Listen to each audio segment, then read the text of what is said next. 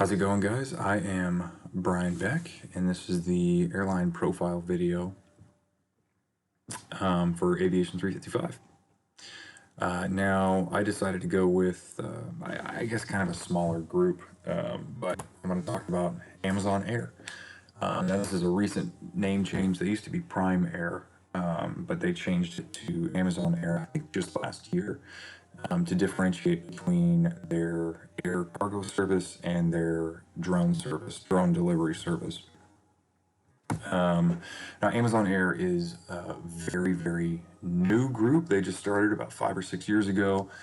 In 2016, they built their first warehouse down in Cincinnati Airport, CVG, which is pretty close to me, which is kind of why I chose these guys and kind of following their history for the last few years here. Amazon doesn't actually own any of their own airplanes. They wet lease them from a number of different companies. We'll talk about it in a minute. But they aren't able to keep up with their own demand, so they've actually just ordered, I think, 10 767s that they're going to be flying on their own pretty soon here in the next couple of years. All right, so Amazon's market. Obviously, Amazon is a worldwide company. They operate all around the world, and it serves most of the planet from its hub in Cincinnati.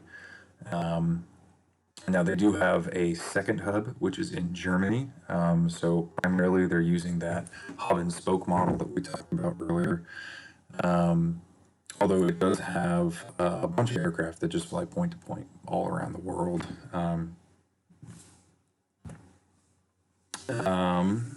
Service characteristics. So Amazon is what you would call an integrator. They're a door-to-door service, cargo airline. They sell the product. They ship the product on their airplanes. They pack it up on a truck and deliver it all the way to your doorstep. So they're an integrator. Now, they only move their own cargo. They don't move anything for anyone else. They've got 95 different aircraft in their fleet. Depending on the time of the year, they service about 40 different airports, about 150 times a day. So that's about one flight every 9 minutes, which is pretty impressive. I didn't know they had taken off that much at this point. Regulatory oversight for Amazon Air. So Amazon doesn't actually operate any of its own aircraft. They wet lease from 3 different holding companies, so they don't actually have their own Part 121 cargo airline certificate. So the FAA has pretty much nothing to do with them. Amazon more or less just supplies the paint scheme and charters all these jets to move around for. Now, like I said earlier, they've ordered their own airplanes and they're going to start operating themselves. That is going to change here soon. They're going to be involved with the FAA a whole lot. Like I said, everything's on a wet lease that they use. So companies like Atlas, for instance, they provide the aircraft, they dispatch the aircraft, they service the aircraft. They have a flight crew for the aircraft, ground crew to load the aircraft, and verify everything. And then listed here are the 3 different companies that they use. Atlas Air Transport Services and ASL Aviation is where they lease everything from. Now, as far as alliances go, Amazon doesn't align itself with any other airline. Like I said earlier, they don't carry anybody else's cargo, although they do use a couple other integrator-style airlines like FedEx and UPS to help them. Amazon is so big and they're moving so much product each and every single day that if they wanted to get their Amazon Prime 2-day guarantee on their delivery, they wouldn't be able to move all that on their own airline. So they use a few other services just to make sure all of that product can move.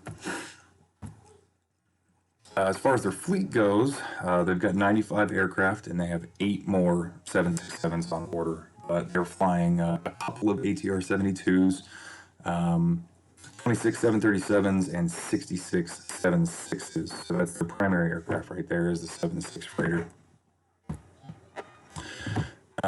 Corporate structure. Aircraft are wet leased, so there's no pilots, there's no dispatchers, there's no maintenance. They only employ the drivers that carry the product after it gets sorted in the warehouse.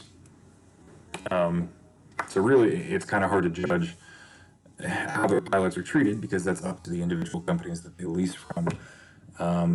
Now, what's interesting is a couple of their holding companies, both Atlas, as listed here, and ASL Aviation, they actually own a 20% stake in the company. So we'll talk a little bit more about Atlas in a moment here. Atlas, as far as their corporate structure goes, are actually pretty well known for their safety. They did have one pretty high profile accident down in Texas about 2 years ago, where a 767 went down that was actually flying for what was then Prime Air. But Atlas really, really prides itself on safety. They were one of the airlines that actually pioneered what we all call the SMS system over the last few decades. And they spend a lot of time and money researching new developments in technology and SOPs and how to make aviation safer.